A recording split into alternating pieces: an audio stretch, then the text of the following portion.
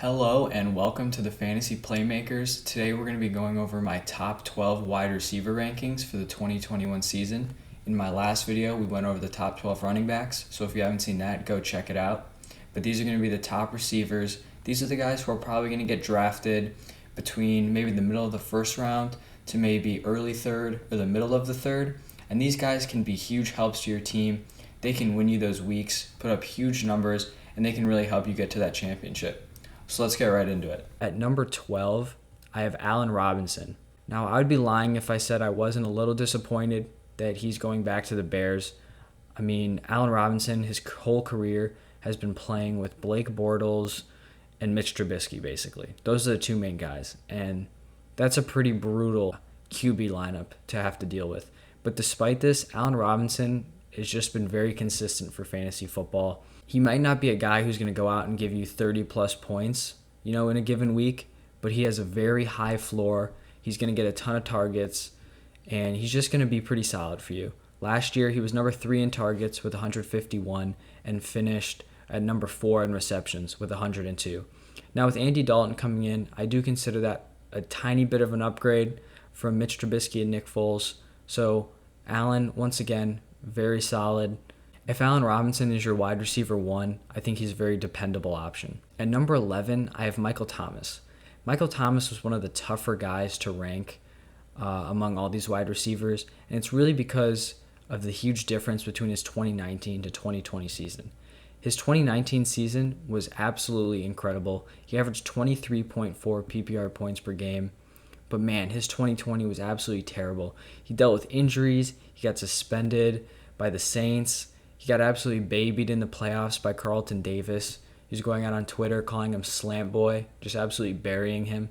And there's just a lot of uncertainty here with the Saints offense. I think Thomas benefited greatly from Breeze. Thomas isn't a guy who's going to take the top off the defense. He's more of those slant, kind of shorter routes. It's not a shot at Michael Thomas. That's what he's good at.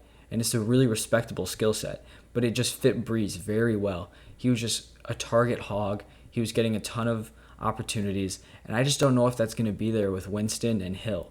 I think he's still going to be a great receiver, but I just don't know if he has that real top 3 wide receiver upside that he had in previous years. At number 10, I have Julio Jones.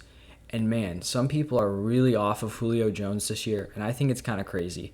It kind of hurts to even rank him this low at number 10.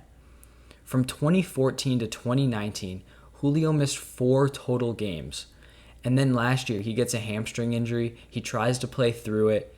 He struggles, but still plays pretty well. And then eventually, they're not in contention anymore. They shut him down.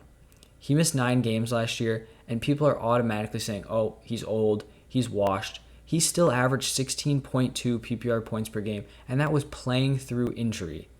So I really think at number 10 here, Julio Jones could be a huge value.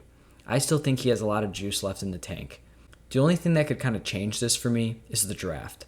If the Falcons go out there and they draft Justin Fields or another quarterback, and then they ship off Matt Ryan and kind of go into a rebuild, that's when Julio Jones is really going to drop for me. Because now you're asking a rookie quarterback to support 2 wide receiver 1s with Julio Jones and Calvin Ridley. That's where I'm going to lean off a little bit. At number 9, I have DK Metcalf. DK Metcalf, I've seen him as the number 5. I think that's a little bit of a stretch. He hasn't really done anything for me that has warranted me putting him that high. Last year, he averaged 17 points per game. He got off to a pretty hot start, but kind of fell off towards the end of the season as Russell Wilson started to fall off, which is seemingly a trend for Wilson. He starts off pretty hot, and then he kind of cools off towards the end of the year. The Seahawks have also come out and said that they are committed to running the ball more this year. So you're telling me DK Metcalf's going to be receiving less targets now? That's just something that makes me skeptical and really kind of limits me from putting him up there as a top-tier wide receiver 1. And I understand that me ranking him at number 9, I'm probably not going to have many shares of DK Metcalf this year.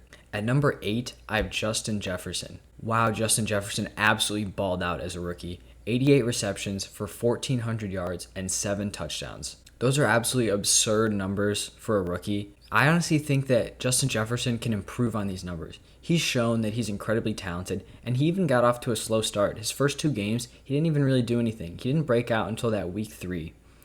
Adam Thielen caught 14 touchdowns last year, which was 5 more than he had ever caught in any other season. So I kind of see that number coming down, and I really think that opens up things for Justin Jefferson even more this year. He averaged 17.1 PPR points per game, and I think that can improve, which is why I have him here at number 8. At number 7, I have Keenan Allen. He was going as a wide receiver 20 to 24 last year. People were pretty concerned about Tyrod Taylor and even Justin Herbert, and those concerns were pretty warranted. But I mean, Justin Herbert went out his rookie year and absolutely killed it. I don't think anyone should be concerned about that anymore. And with Keenan Allen being the number 1 on that team, I'm really excited for what he can do in 2021.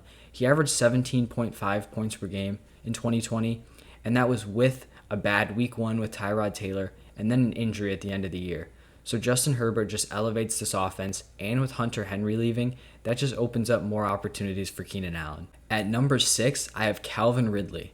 Now, it might seem crazy to have 2 wide receivers from the same team in the top 10, but I really think it's warranted. Calvin Ridley absolutely balled out last year. He averaged 18.8 points per game overall, and a lot of people are going to say, oh, he did that because Julio was injured. And while that is partially true, in the games where Julio was out, Calvin Ridley still averaged 17.45 fantasy points per game.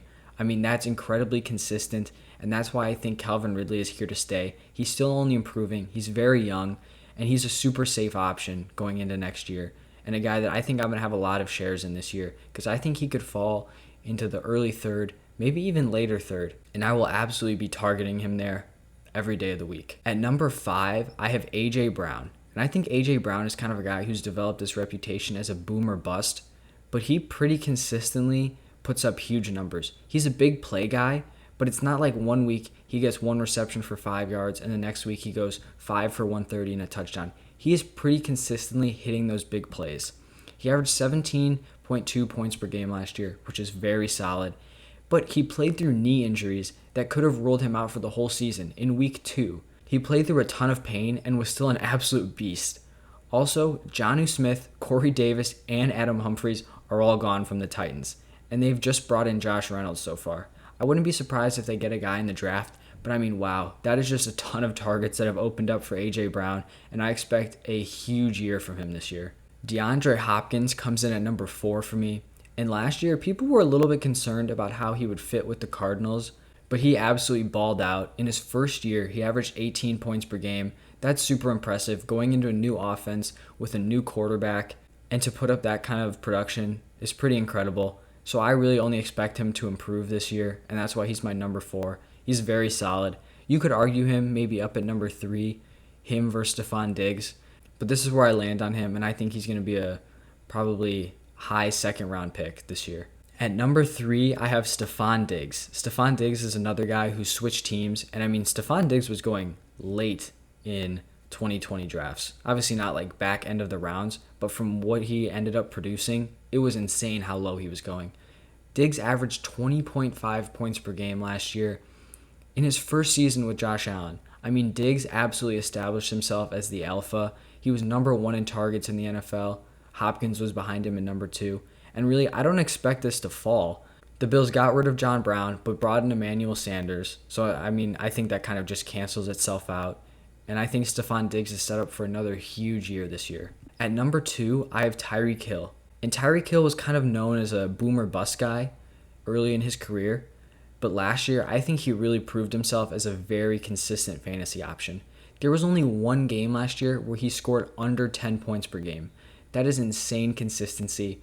The guy's attached to Patrick Mahomes, which you know he's just going to ball out every week. That offense is incredibly explosive, and he averaged 21.9 points per game last year. I expect him to be around this again and be a top-tier fantasy asset. All right, at number 1, this is kind of a no-brainer for me. Davante Adams. The man averaged 25.6 points per game last year. That's absurd. I mean, he could drop 3 points and likely still finish as the wide receiver 1. He was number 4 in targets, number 1 in target share. I mean, Aaron Rodgers was just hitting him all the time. And the Packers have not shown a willingness to bring in any other weapons. So Davante Adams is likely going to operate as the number 1 without really a number 2. He was also number 1 in red zone targets. And while Rodgers is likely to show a little bit of touchdown regression just due to his absolutely huge 2020 year, Davante Adams has room to lose some of those touchdowns. I mean, he had 18 touchdowns in 14 games, still led the NFL. And so even if he, scores 16 touchdowns, 14 touchdowns, he could still finish as the wide receiver one pretty easily. I think Davante Adams' huge 2020 sets him up to be picked as a mid-first round guy, and I don't know if I'm there yet. I'm a big fan of getting my running backs early, but I mean, he's definitely tempting just because he has so much upside. All right, to recap this list, at number 12, I have Allen Robinson. Number 11, Michael Thomas. Julio Jones comes in at number 10. DK Metcalf at number 9. Number 8 is Justin Jefferson. Keenan Allen at number 7. Calvin Ridley is number 6. At number 5, A.J. Brown. Deandre Hopkins at number 4. Number 3, Stefon Diggs. Number 2, Tyreek Hill. And number 1, Davante Adams. If you guys like the video, if you could like and even subscribe, that would be a huge help to the channel. I've already done the running back rankings. I'm going to be coming out with quarterback rankings and tight end rankings in the next couple days. We're going to be getting into some dynasty stuff, free agency recaps, start to look at the NFL draft, and much more. So thank you guys for watching. See you next time.